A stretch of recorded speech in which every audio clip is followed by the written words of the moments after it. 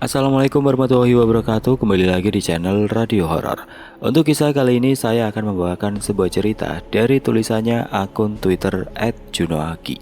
Dan untuk kisah yang akan saya bawakan kali ini, sebuah kisah yang berjudul 50 hari.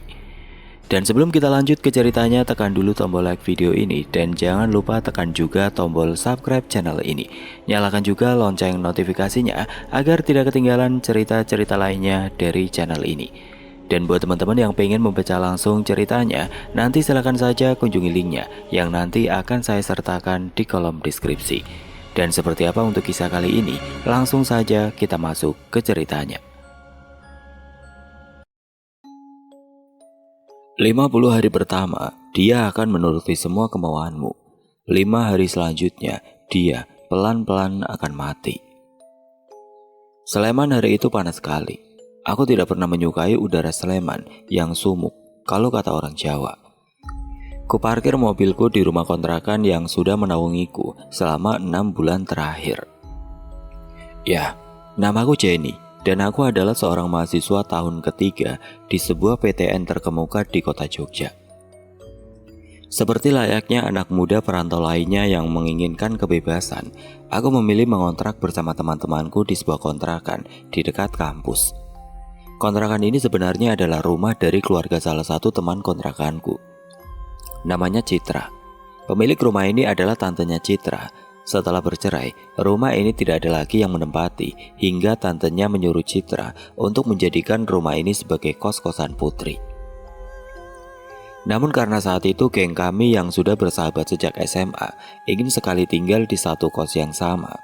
Akhirnya kami memutuskan untuk mengontrak rumah tantenya Citra dengan membayar full di awal. Di kontrakan ini kami tinggal berlima. Aku, Citra, Winda, Dwi, dan Sasa. Ada juga seorang ART bernama Mbak Asi yang tinggal bersama kami, dan tukang kebun yaitu Lek Dirman yang datang 3 hari sekali. Kontrakan ini sangat ramai karena teman-teman kami bebas untuk berkunjung sewaktu-waktu. Apalagi kami berlima berkuliah di fakultas yang berbeda-beda. Suasana kontrakan tentunya riuh, layaknya kontrakan mahasiswa pada umumnya. Rumah ini memiliki 6 kamar, 3 dengan kamar mandi dalam, serta 1 kamar pembantu dan servis area. Ketiga kamar yang memiliki kamar mandi dalam terletak di lantai 2, sedangkan kamar di lantai 1 harus rela berbagi kamar mandi dengan tamu kontrakan lainnya. Untung ada Mbak Asi yang sigap membantu membersihkan kamar mandi sehingga kontrakan tetap bersih tertata. Aku tinggal di lantai 1 bersama Sasa karena kami trauma dengan gempa bumi sehingga memilih tidur di lantai bawah. Sedangkan Citra, Winda, dan Dwi tinggal di lantai 2. Itu pun Winda dan Dwi berbagi kamar alias sekamar berdua. Semua karena Winda sejak dulu terkenal sering kesurupan dan Dwi lah yang paling berani di antara kita semua.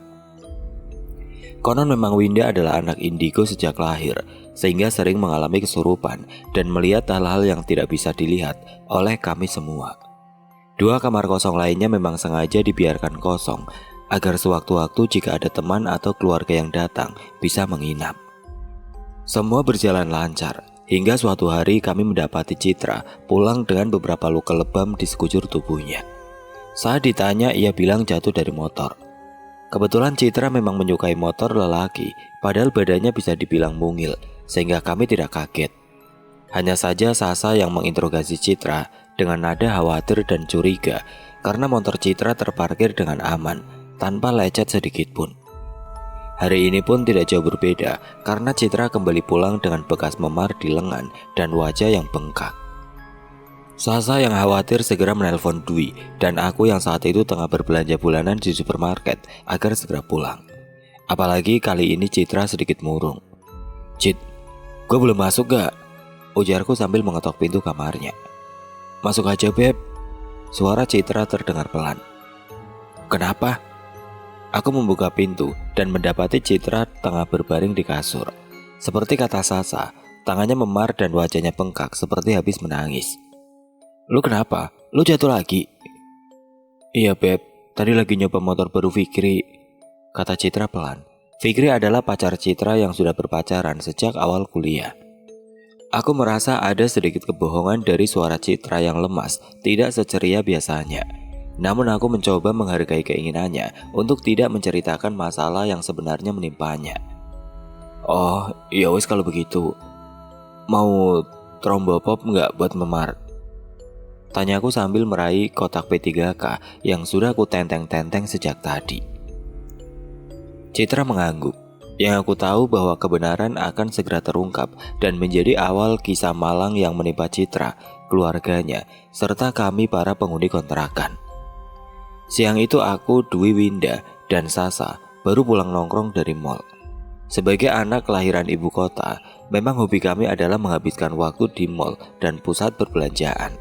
Apalagi keluarga Winda, Sasa, dan Citra memang keluarga yang sangat mampu. Kami bisa datang ke mall dari waktu baru buka jam 10 pagi dan pulang di sore hari. Namun hari ini entah kenapa, Winda mendadak ribut ingin pulang karena kepalanya sakit sekali. Khawatir Winda akan kumat di tengah mall, akhirnya kami menuruti kemauannya untuk pulang. Di perjalanan Winda sangat gelisah, tapi kami pikir hal itu karena kepalanya sakit. Ternyata Winda merasakan firasat yang kurang baik di kontrakan saat itu. Saat kami sampai, ada motor Fikri di depan kontrakan terparkir rapi. Tidak lama kami mendengar bunyi barang-barang terjatuh dan jeritan Mbak Asi. Langsung kubuka pintu masuk yang tidak terkunci, dan ternyata di ruang tamu, Fikri tengah menjambak rambut Citra yang terbaring di lantai. Mbak Asi tergopoh-gopoh berusaha melerai mereka berdua, tapi kalah dengan badan Fikri yang besar. Melihat hal itu kami langsung naik pitam. Sasa mengambil sapu ijuk yang biasa dipakai menyapu di teras dan menggebuki Fikri. Sementara aku ikut menarik dan menendangi pria berdebak itu. Winda dan Mbak Asi sendiri langsung menyelamatkan Citra dan membopongnya masuk ke dalam rumah.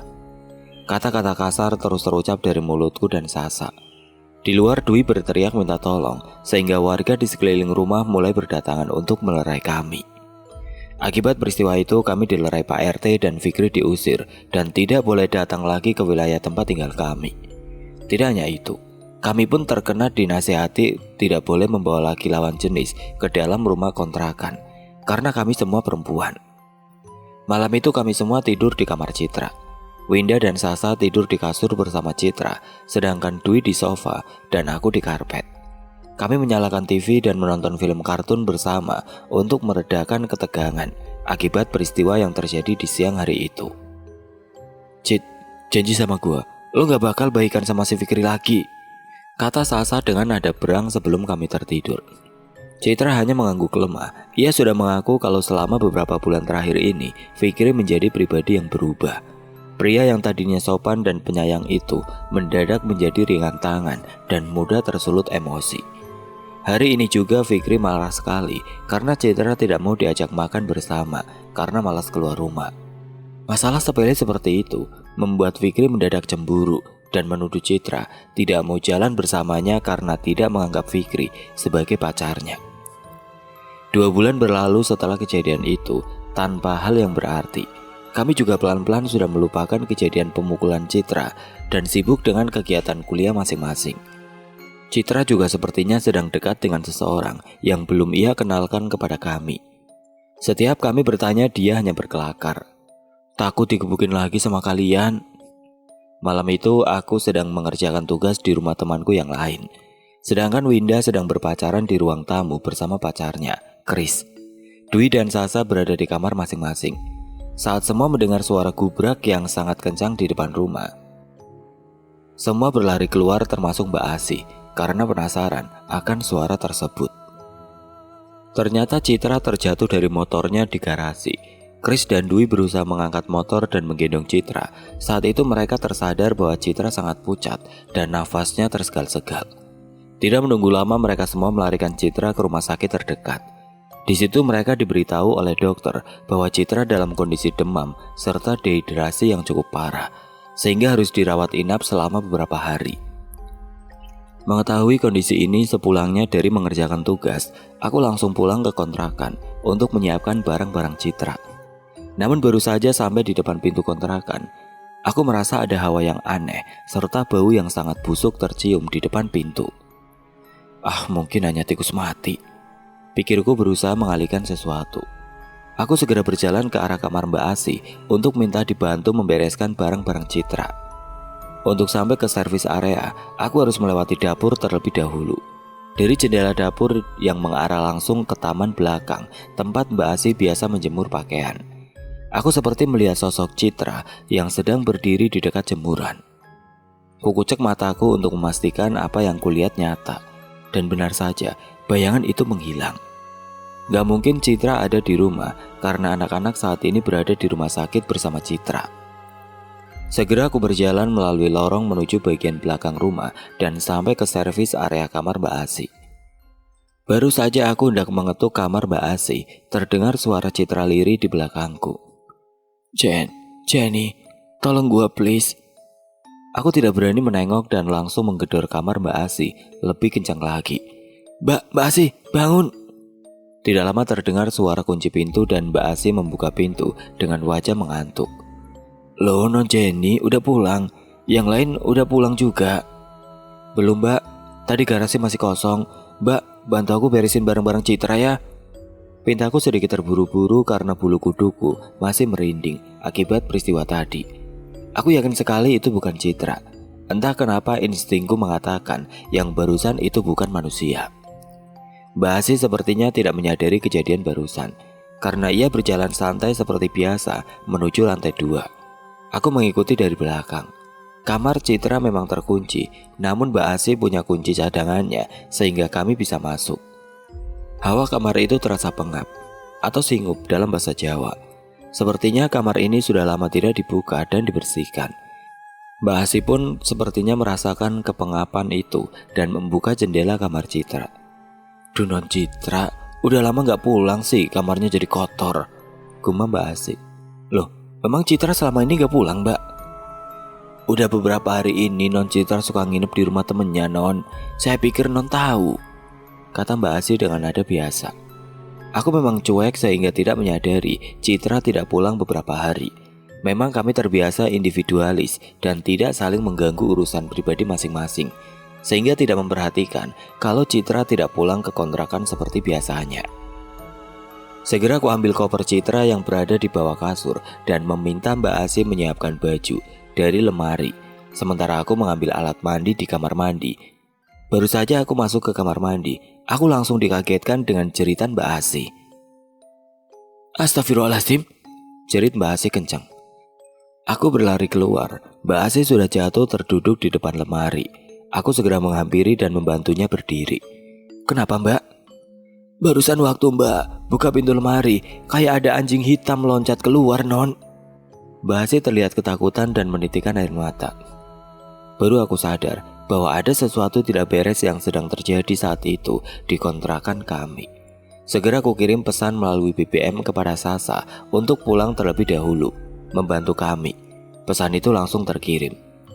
Tidak lama Sasa menelponku, ia mengatakan tidak bisa pulang karena mendadak Winda ikut pingsan. Sehingga sekarang mereka mengurus 2 orang yang pingsan di rumah sakit. Kepalaku pening, akhirnya aku kemasi barang-barang Citra seadanya dan mengajak Mbak Asi untuk ikut serta ke rumah sakit. Setelah mengunci rumah, kami segera menuju ke rumah sakit menggunakan mobilku. Entah kenapa perasaanku sangat tidak enak. Di rumah sakit aku langsung menuju IGD. Baru saja hendak masuk, kulihat Dwi keluar dari pintu IGD. Dwi, gimana Winda sama Citra?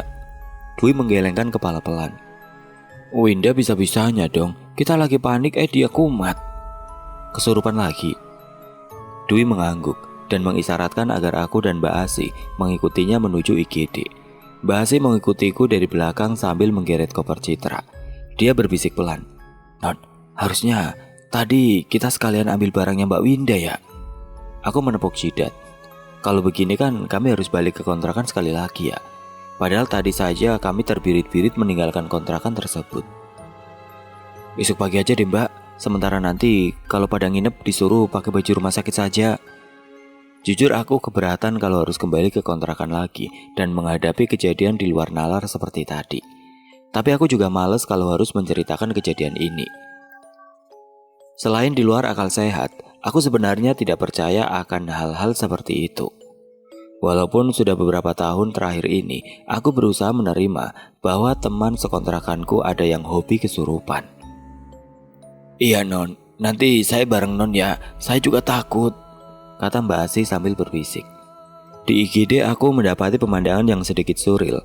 Di salah satu bed, Winda terbaring tidak sadarkan diri, sementara Chris menggenggam tangannya. Sedangkan di bed sebelahnya terbaring Citra.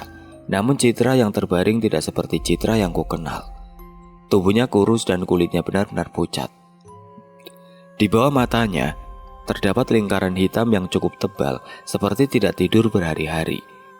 Padahal sepertinya beberapa hari yang lalu, kami masih mengobrol dengan Citra yang ceria. Gimana kondisi Citra, Wi, Sa? Tanyaku kepada kedua kawanku yang sedari tadi berjaga dengan muka tegang tersebut. Tadi habis tes darah, gak ada apa-apa. Tapi kata dokter, dia beneran kayak orang gak minum berhari-hari, dehidrasi plus demam juga. Sasa menghela nafas. Udah tes narkoba? Pikiran logisku berusaha mengalahkan segala pikiran jelek yang berkecamuk di kepalaku saat ini. Sasa menggeleng. Gak mungkin lah Jen, lu kan kenal Citra, gak mungkin. Bisa aja sih Sa, kan secara hidup dia juga lagi berat, kata Dwi pelan. Apa kita minta ke dokter aja ya? Ya narkoba pun gak mungkin tahu-tahu Citra jadi sehancur ini si Jen. Sasa menggelengkan kepala. Gak secepat itu juga. Aku terdiam. Sasa ada benarnya. Aku juga harus menghargai pendapatnya karena Sasa satu-satunya yang berkuliah di fakultas kedokteran. Dia harusnya lebih paham soal hal-hal seperti ini. Kalau ngelihat Winda tiba-tiba kumat, kata Dwi. Bisa jadi penyebabnya hal gaib loh Jen. Aku menghela nafas dan menatap Mbak Asi. Wajahnya masih menunjukkan ketakutan. Aku pun juga sebenarnya sangat takut. Sebenarnya tadi di rumah ada kejadian gak masuk akal, gengs. Tapi gue gak berani cerita sekarang. Nanti aja ya kalau Citra udah masuk kamar. Sasa dan Dwi mengangguk. Sepertinya mereka paham hal yang kumaksud. Malam itu kami segera mengurus surat-surat administrasi untuk kepentingan rawat inap Citra, serta menghubungi keluarga Citra di Jakarta dan tante pemilik rumah kontrakan. Sementara itu Chris mengurus Winda. 1 jam kemudian Winda sudah sadar seperti sedia kala. Sedangkan Citra sudah mendapatkan kamar. Setelah mengurus berkas Winda, kami berkumpul di lobi rumah sakit. Malam ini loh, mending nginap di tempat Chris dulu, Win. Sasa membuka pembicaraan. Situasi rumah lagi gak kondusif, nanti Jenny yang akan cerita ke elu. Winda mengangguk. Iya, gua tadi tidur mimpi di rumah ada anjing banyak banget berkeliaran. Anjingnya serem hitam besar. Winda memang selalu tidak sadar apabila habis kesurupan. Dia hanya merasa tidur dan bermimpi. Namun omongan Winda kali ini membuatku dan Mbak Asi bergidik. Chris mengangguk. Malam ini Winda tidur di rumahku. Kalian kalau belum berani pulang, bisa ikut juga. Gak apa-apa, di rumah ada ibuku dan kakak juga, jadi aman. Dwi dan Mbak Asi akhirnya ikut pergi mengungsi ke rumah Chris. Sementara aku dan Sasa memutuskan untuk berjaga di rumah sakit, menunggu tantenya Citra datang. Baru saja kami berjalan di lorong rumah sakit menuju kamar Citra. Di belakang kami terasa seperti ada banyak langkah mengikuti kami. Aku dan Sasa berpandangan, kemudian menengok ke belakang bersama-sama. Kosong, tidak ada apa-apa di belakang kami. Kami kembali berjalan dengan lebih cepat sambil berpegangan tangan. Kulihat Sasa kumat kamit membaca doa. Sedangkan aku hanya berusaha berpikir positif. Tidak terasa kami sampai di depan kamar Citra. Kudorong pintu kamar itu, namun pintunya tidak bisa terbuka. Kok kekunci, Sa? Masa? Gak mungkin, masa dikunci? Kami berpandangan dan berusaha mendorong dan menarik pintu tersebut, namun pintu tidak juga terbuka. Gue panggil suster Jen. Sasa beranjak dari depan pintu menuju nurses station di bagian depan lorong. Sa, jangan tinggalin gua. Aku berusaha mengikuti Sasa, namun saat mataku tertuju ke bagian depan pintu, aku melihat sesuatu yang seharusnya tidak aku lihat. Dari kaca susu kecil yang ada di bagian depan pintu kamar rumah sakit, terdapat Citra dirawat itu. Aku melihat sosok gelap memamerkan taringnya kepadaku. Astagfirullah, Sasa! Aku menjerit sambil mundur. Jeritanku sepertinya cukup kencang karena tiba-tiba beberapa orang di kamar sekitar Citra keluar dan menatapku bingung. Tidak lama suster datang tergopoh-gopoh, sementara aku masih terdiam berusaha mencerna apa yang terjadi. Kenapa, Mbak? Tanya salah satu suster itu kepadaku. Aku hanya bisa menunjuk pintu sambil memejamkan mata karena takut. Suster itu mengernyitkan dahinya dan membuka pintu kamar. Kali ini pintu langsung terbuka. Dia kembali memandangku dan Sasa dengan bingung. "Ini bisa dibuka mbak pintunya?" kata suster itu dengan nada kesal. Ia masuk dan mengecek kondisi Citra yang masih belum sadar. "Sit, aku berasa diprank setan." Kami mengikuti suster itu masuk. Namun aku masih merasa ketakutan dan shock karena melihat sesuatu yang tidak pernah kulihat sebelumnya. Sasa berdiri di sebelah Citra dan mengelus rambutnya. Rambut Citra langsung rontok cukup banyak di tangan Sasa, sehingga Sasa terkejut. "Fuck, gila rontok banget." Sasa memandangi selaian rambut Citra di tangannya. "Kok bisa sampai begini sih, Cit? Tuhan." Tiba-tiba kami dikejutkan dengan suara seorang perempuan. "Sasa, Jenny." Tante Ani, pemilik kontrakan, ternyata datang. Ia datang sendirian, namun dengan wajah yang tidak kalah bingungnya. "Tante, akhirnya datang juga." Sasa segera menghampiri Tante Ani. "Ini Citra, Sa. Ya Allah, kok sampai kurus banget gini, Sa? Dia kenapa?" Tante Ani menunjukkan wajah sangat khawatir. Sasa menggelengkan kepala. "Kemarin masih baik-baik saja, Tan. Tahu-tahu malam ini pulang langsung jatuh dari motor di garasi." "Kok bisa sampai begini ya? Apa dia nggak mau makan atau gimana, Sa?" Tante Ani nampak begitu sedih. Ia menggenggam tangan Citra yang kurus dan pucat. Sasa menggelengkan kepala. Ia juga hanya bisa menunduk. Rasanya anak-anak di kontrakan memang tidak sadar kalau sudah beberapa hari ini kami tidak menyadari keberadaan Citra di kontrakan tersebut. "Belakangan Citra jarang telepon tante. Biasanya kami sering ngobrol, tapi belakangan dia nggak telepon lagi." Tante Ani membuka pembicaraan. "Tante pikir dia lagi sibuk kegiatan aja di kampus. Kok tahu-tahu Sasa telepon kalau Citra pingsan. Oh ya, Fikri udah dikasih tahu, Sa." Aku mengernyitkan kepala. "Fikri sama Citra kan udah putus udah lama, Tan." "Ah, masa?" Tante Ani mengangkat alisnya. "Baru beberapa minggu yang lalu kok Fikri main ke rumah tante yang di kota. Terus juga masih sering WhatsApp tante juga. Kemarin perginya juga sama Citra." Aku dan Sasa berpandangan. Jadi selama ini Fikri dan Citra masih ada hubungan. Pantas Citra menutup-nutupi kedekatannya dengan berbagai alasan kepada kami. Malam itu kami menunggu Citra tersadar secara bergantian. Untuk kamar yang digunakan adalah kamar VIP, sehingga ada sofa dan kasur bagi keluarga yang mendampingi. Aku dan Sasa tidur di sofa, sedangkan Tante Ani di kasur pendamping. Aku dan Sasa berpura-pura ingin nonton TV, sehingga kami menyalakan TV yang ada di kamar tersebut, supaya suasana tidak kembali mencekam. Untung pagi itu Citra terbangun setelah lebih dari 11 jam tidak sadarkan diri. Hanya saja matanya kosong dan ia tidak banyak bicara. Kulihat Sasa memeluk dan menggenggam tangan Citra penuh rasa khawatir. "Loh, kenapa, Cit? Kok bisa sampai begini deh? Aduh." Citra tidak banyak memberikan tanggapan. Hanya anggukan atau gelengan kepala pelan. Sasa dan Tante Ani bergantian menyuapi Citra dengan buah dan bubur pagi itu. Namun Citra menolak untuk makan. Sementara itu aku ada kelas pagi sehingga harus meninggalkan rumah sakit duluan. Sialnya, itu berarti aku harus kembali ke kontrakan terlebih dahulu. Karena aku tidak berani kembali sendirian ke kontrakan, aku memutuskan untuk menjemput Mbak Asi, Dwi, dan Winda terlebih dahulu di rumah Kris. Sampai di rumah Kris, ibunya Kris menyambutku dengan wajah khawatir sekaligus lega. "Mbak Jenny, tante dengar dari Kris katanya di kontrakan lagi ada yang gak bener ya?" Aku mengangguk. Mamanya Kris dan Kris memang lebih paham mengenai hal-hal klinik seperti ini. Karena setauku, memang mereka masih mempercayai hal-hal berbau klinik. Mereka juga sering membantu Winda saat kesurupan dulu.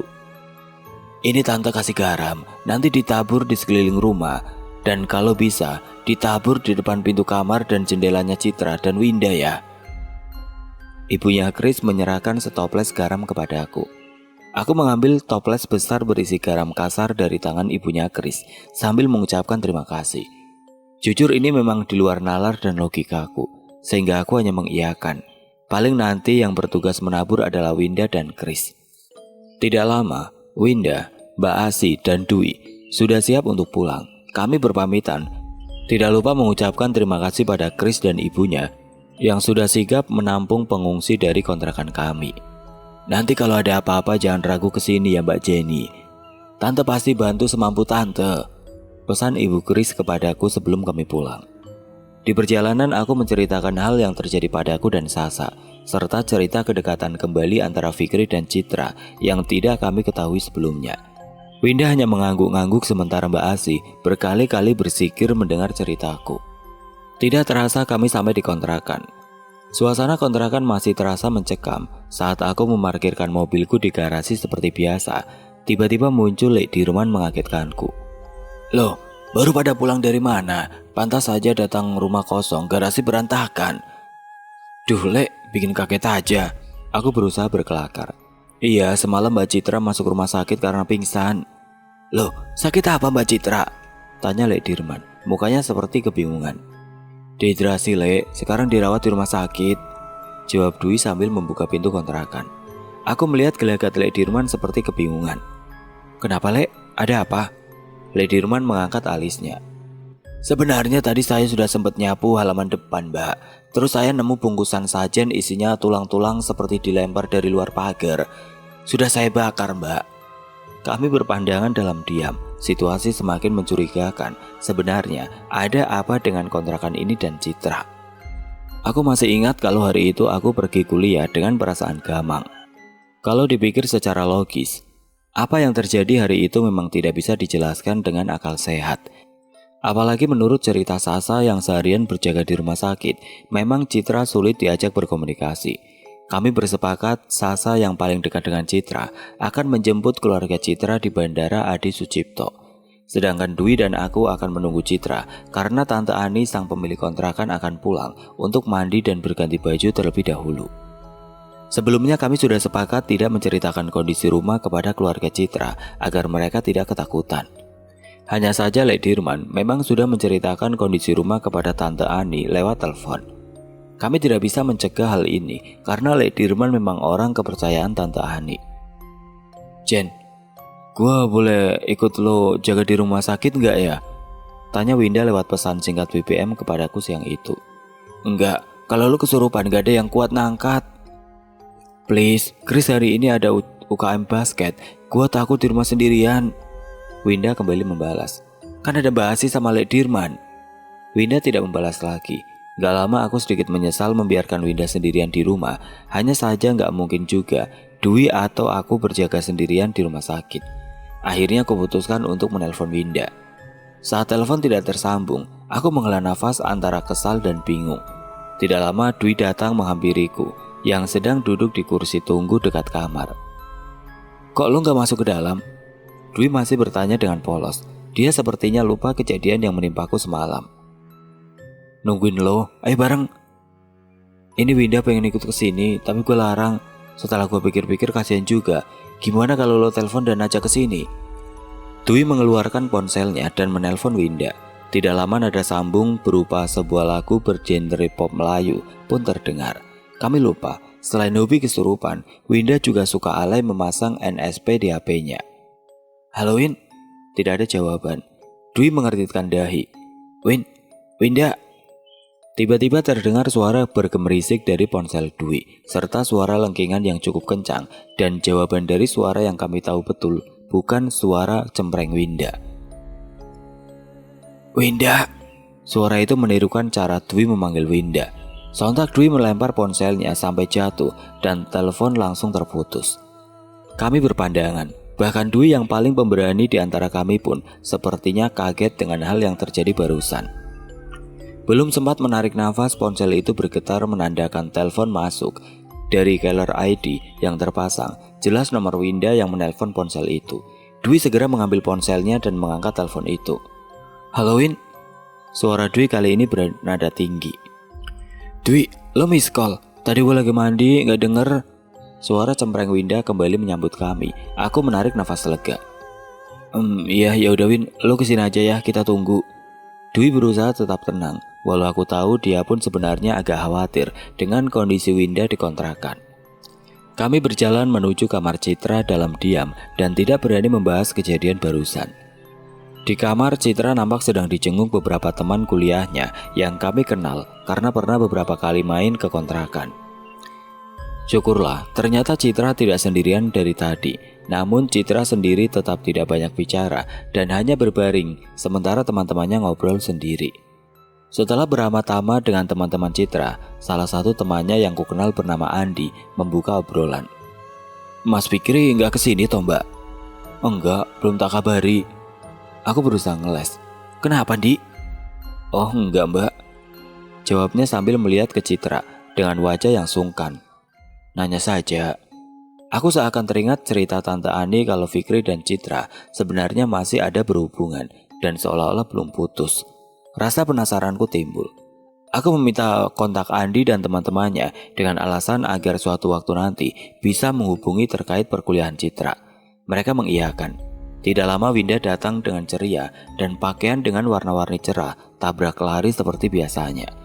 Penampilannya sungguh kontras dengan penampilanku dan Dwi yang cukup polos karena baru pulang dari kampus. Setelah beramah-tamah dengan teman-teman Citra, mereka pun izin pulang. Aku mencolek Winda. Ayo, anterin mereka dulu ke depan. Winda dan Dwi seperti mengerti kalau ada hal yang ingin aku tanyakan kepada teman-teman Citra. Kami berjalan menuju lorong rumah sakit bersama-sama. Di, sebelumnya gue boleh tanya sesuatu nggak? Tanyaku sebelum Andi pergi. Apa mbak? Fikri sama Citra gimana sih di kampus? Andi menghela nafas. Ia sepertinya agak berat untuk bercerita, tapi akhirnya ia membuka mulut juga. Wong, anak itu aneh kok mbak. Aneh kenapa mas? Sautku dengan bahasa Jawa pas-pasan berlogat Jakarta. Gimana ya mbak ngomongnya? Jadi sebenarnya Citra belakangan udah jarang ngumpul sama kita. Selalu sama Fikri mojok berduaan terus. Terus dia juga jadi sering bolos dan gak pernah ngampus lagi. Aku mengernyitkan dahi. Seingatku Citra tetap berangkat ke kampus seperti biasa. Namun Andi kembali melanjutkan ceritanya. Terus di kampus sama Mas Fikri, dia kayak gak boleh deket sama anak-anak mbak. Diikuti terus sampai anak-anak risih. Ini dari kapan mas dia bolos-bolos gitu? Tanya Winda yang ada di sebelahku. Nampaknya juga ia mulai curiga. Andi diam sejenak. Sekitar 1 bulan 2 bulan ini mbak. Kayaknya sesudah UTS kemarin. Tiba-tiba dadak dia jarang ngampus. Ditanya kemana pun gak jawab. Aku dan Winda berpandangan. 2 bulan yang lalu sesudah UTS. Berarti sekitar waktu dimana kami menggebuki Fikri di kontrakan. Kami pun berpamitan dengan Andi dan teman-temannya. Tidak lupa aku mengirim pesan singkat kepada Dwi dan Sasa mengenai cerita barusan. Kami tidak enak bercerita di depan Citra ataupun di grup karena takut mengganggu kondisinya saat ia pulih nanti. Malam itu tidak ada kejadian aneh lagi. Setelah menyuapi Citra yang masih lemas, aku, Dwi dan Winda menemani Citra menonton film kartun di salah satu channel anak di TV. Citra nampak sedikit tersenyum meski tidak banyak bicara. Yang kami tidak tahu, di rumah Sasa dan keluarganya Citra sedang menghadapi hal yang lebih tidak masuk akal. Malam itu sekitar pukul 7 sore, ponselku berdering. Rupanya Sasa dengan nada panik memintaku untuk pulang ke kontrakan segera. Akhirnya dengan terpaksa aku meninggalkan Dwi dan Winda berdua bersama Citra. Kupacu mobilku melewati jalanan yang macet menuju kontrakan. Pintu pagar kontrakan terbuka, mobil Sasa terparkir seperti biasa di garasi. Tidak ada yang aneh selain banyaknya sendal di depan rumah. Aku memarkir mobilku di pinggir jalan karena malas memasukkan mobil. Setelah aku perhatikan ternyata ada Lek Dirman, Pak RT, dan salah satu tetangga kami Pak Badrun yang merupakan pengurus masjid dekat kontrakan di teras depan kontrakan kami. Assalamualaikum. Aku mengucapkan salam. Pak RT, Lek Dirman, dan Pak Badrun menengok kepadaku dan menganggukkan kepala sambil menjawab salam. Belum sempat aku masuk ke dalam rumah, Sasa berlari keluar. Jen, sini cepat. Nada suara Sasa yang panik membuatku bingung. Ada apa ini sebenarnya? Pertanyaanku segera terjawab saat aku melihat Tante Mira, ibunya Citra, duduk di sofa menggunakan mukena dan sedang mengompres wajah dengan kantong es batu. Jidatnya sedikit benjol dan merah, sedangkan kakak Citra, Mas Doni, duduk merangkul ibunya. Tante kenapa? Mas Doni menjawab, tadi bunda lagi sholat mbak, tiba-tiba ada yang ganggu bunda dan ngelempar bunda mbak. Aku segera beristighfar. Masih tidak percaya dengan apa yang aku dengar, aku sedikit limbung. Terlalu banyak hal aneh yang terjadi selama 2 hari ini. sehingga aku masih bingung bagaimana harus menanggapinya. Jadi menurut Tante Mira dan Mas Doni, mereka sampai di kontrakan sekitar maghrib, sehingga Tante Mira yang taat langsung bersiap untuk sholat. Setelah berwudu, Tante Mira memutuskan untuk sholat di kamar Citra, karena Mas Doni juga sedang berganti baju di kamar tamu. Saat sedang ruku, tiba-tiba ada yang menendang tubuh Tante Mira hingga terjerembab ke depan. Belum sempat bangkit, tubuh Tante Mira seakan terlempar ke depan, sehingga mengenai kaki kursi meja belajar Citra yang terbuat dari kayu sampai benjol. Tidak hanya itu, di saat yang sama Mas Doni mendengar lolongan anjing dari kamar Citra, sehingga ia penasaran, langsung membuka pintu dan menemukan Tante Mira yang sudah lemas karena kejadian barusan. Panik, Mas Doni berteriak memanggil penghuni rumah yang lain. Sasa dan Mas Doni membopong Tante Mira turun, sedangkan Mbak Asi dan Lek Dirman yang waktu itu masih di rumah langsung memanggil Pak RT. Berdasarkan penuturan Pak Badrun yang ternyata juga sering menangani Rukia, ada sesuatu yang gak beres di halaman depan kontrakan kami. Pak RT dan Pak Badrun dan Lek Dirman segera menyisir halaman depan. Anehnya, mereka kembali menemukan beberapa bungkusan aneh berisi tulang belulang disisipkan di pagar, tempat sampah, dan lampu taman. Selain itu, Pak Badrun berkata mereka harus menggali tanah di bagian belakang rumah karena ada sesuatu yang gak beres. Akhirnya Pak RT dan Pak Badrun memanggil beberapa orang pemuda desa setempat yang semakin langka karena kebanyakan rumah di wilayah ini sudah menjadi kos-kosan, untuk membantu Lek Dirman menggali halaman belakang. Aku, Sasa, dan Mas Doni hanya bisa membaca-baca doa sambil mendampingi Bunda di ruang tamu, sementara Mbak Asi warawiri membuat minuman. Tidak lama ada panggilan dari salah satu pemuda yang menggali halaman belakang. Aku dan Mas Doni bergegas menghampiri tempat penggalian itu. Rupanya di tempat aku melihat Citra kemarin. Salah seorang pemuda menemukan kepala anjing terpenggal yang dibungkus kain merah dan dikubur tidak begitu dalam. Belatung dan cacing mengerubungi kepala anjing tersebut. Melihat pemandangan sadis itu, aku hanya bisa menangis ketakutan sambil beristighfar. Demikian pula dengan Mbak Asi yang tidak henti-hentinya bersikir. Ini pasti masih banyak lagi, Mbak, karena bisa sampai mencelakai orang sholat. Pak Badrun menoleh ke arahku. Malam ini, ayo kita cari dan buang semua, kata Pak Badrun lagi. Mas Doni menggeleng-gelengkan kepala seakan tidak percaya dengan hal yang dia lihat saat ini. Aku menoleh ke arah ruang tamu. Sasa cuma menganggukkan kepala sambil merangkul Bunda. Sementara itu Lek Dirman mengumpulkan semua bungkusan yang mereka temukan di halaman depan dan belakang. Total ada 6 bungkusan yang berhasil mereka kumpulkan. Semua dibungkus dengan kain merah. Pak Badrun meminta kami semua berwudu terlebih dahulu di kamar mandi bawah. Setelah itu ia memimpin pasukan pemuda desa, Pak RT dan Lek Dirman untuk merapat ke tangga.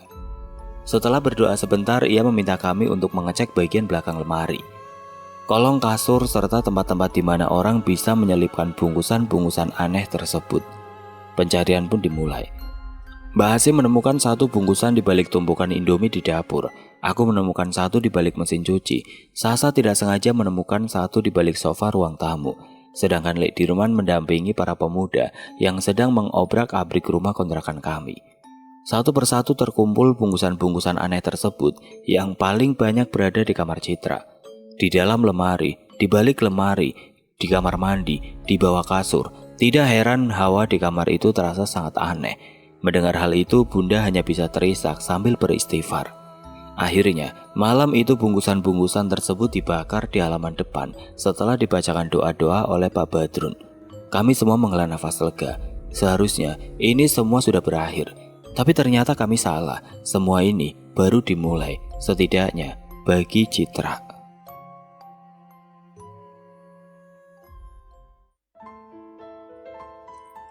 Oke teman-teman, sampai di sini dulu ceritanya. Nantikan kelanjutan kisah ini di video berikutnya. Agar tidak ketinggalan, klik tombol subscribe channel ini dan nyalakan lonceng notifikasinya. Wassalamualaikum warahmatullahi wabarakatuh.